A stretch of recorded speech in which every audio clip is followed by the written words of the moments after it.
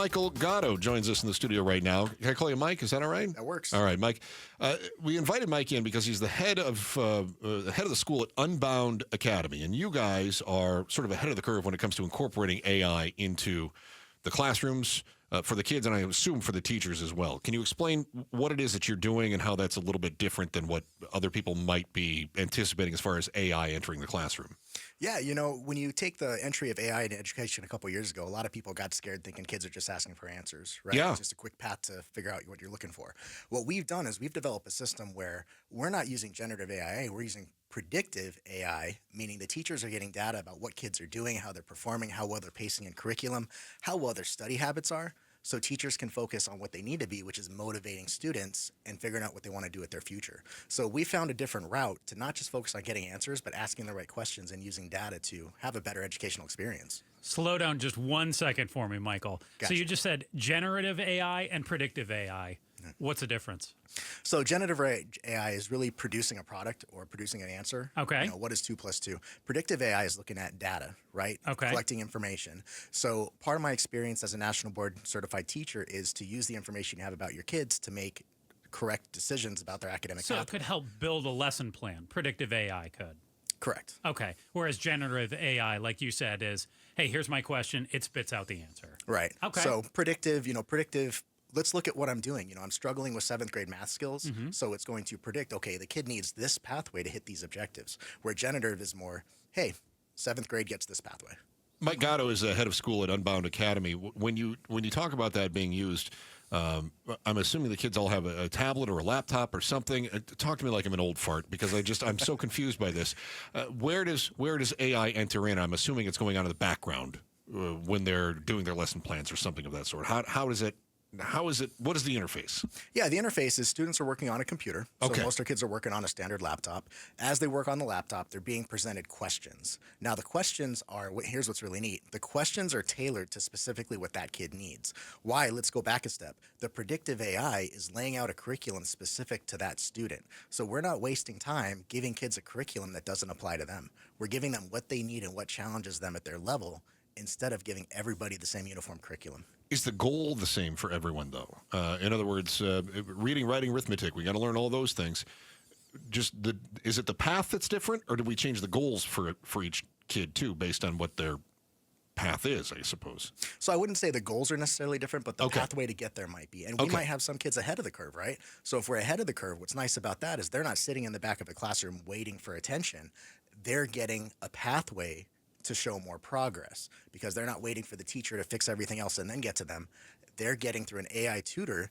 They're getting a pathway that's going to help them excel even though they're ahead of the curve. So right here in Arizona, we still don't require financial literacy courses, I saw.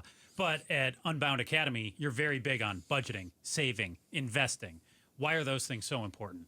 Well, those are important so that we don't end up in a future where, over 40 school districts are having financial trouble again. Oh, So how does the AI help build out things with those areas in specific? So what the AI does, and think about it, AI is not intended to replace anybody, but it's intended to make us more efficient.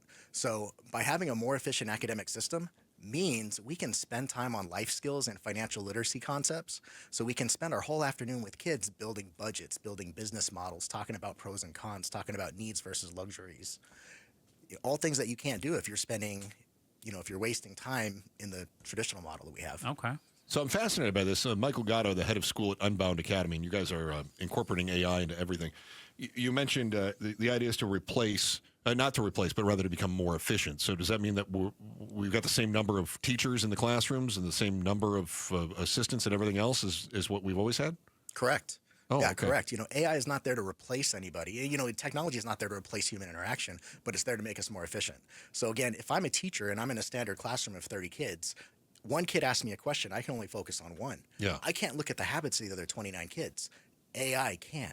AI can give me all that data where instead of a teacher just getting data on one kid, because that's the only place I can focus, I can get a whole classroom's worth of data, even though I might be addressing a question here or there. Walk me through this. I'm imagining in a charter school, this makes a lot of sense. More efficient. Look, I'm going to have better results, and I'm going to have higher test scores, and then I can take that out and take that basis and whatever.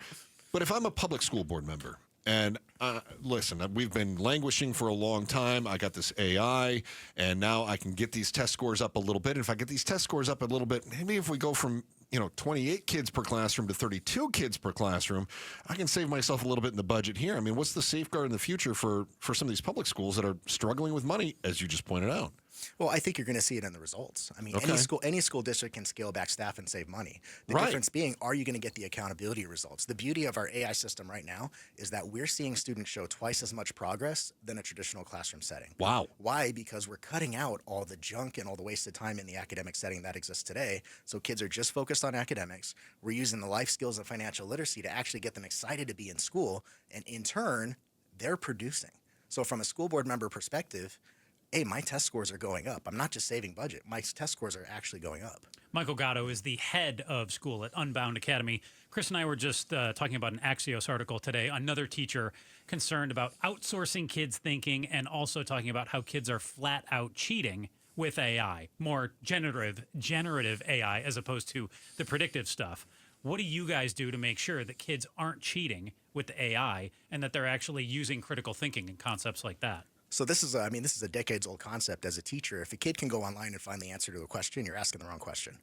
So what we do... See that? This is why I shouldn't have had to do that essay on King Lear. That was the You're wrong an question. expert in Exactly. King Lear. Thank you. Exactly. Yeah. So how do you design the questions to make sure that the kids can't just type in the answers and come up with something from AI? How do you do that? So first, in the academic pathway, again, it's predictive. So they still have to perform based on standard contents and standards. Okay. Now, for the life skills and for the projects and going back to your essay, we probably wouldn't have the kid write an essay on that, right? Yeah. But instead, our teachers are going to dig in and find out, what is this kid truly passionate about? Why? Number one, because we want them to stay in school. Look at our graduation rate. Why are kids not graduating high school? Because they no longer see the interest or why, right? Yeah. So we want to hook them into learning, and how we do that is the life skills. Now, going back to the question, how do we make sure they're not just looking up the answers? You can't look up the answers on what your passions are. Joe, I have no idea how to go online and give you the answer on what your life passion is. I have to actually, through human interaction, talk with you, dig on it, find out how to do it. Now, AI might support the journey, but it's not going to give the flat-out answer. It's funny, one of the stories that we didn't get to earlier in the show, the headline, Gen Z grads say their college degrees were a waste of time and money as AI infiltrates the workplace. And it made me think about what you just said as far as how do you keep them interested and how do you keep them engaged? Is there an avenue where... it makes sense, for instance, if you're a computer programmer, you go into a computer programming class in order to program computers to teach people how to program computers. If you are in AI is teaching you how to operate AI, so in the real world, you can operate AI to be a better AI operator. All of these things seem very cyclical. Is it being applied in other aspects as well? In other words, can AI make me a better manager, for instance? I mean, are we teaching those life skills as well? Communication skills. How is AI being incorporated into things like art? How does that enter into the program? Yeah, and I think that goes back to the whole you do need some human interaction. I love a quote from a parent the other day. She wants to come to Unbound and bring her kid to Unbound, and her kid, a sixth grader, said this. He hates being in traditional school because he gets so many instructions, his work just can't come from his heart. So, That's interesting. Really just told us, you got to be more open-ended. You got to be more open-ended on it. And from a manager perspective, I'll tell you how I've used it as a school administrator. You get frustrated, right? A staff member does something they really shouldn't have done. You're like, why were you so stupid? Why did you do that? Yeah. So what's better is hit pause for a second.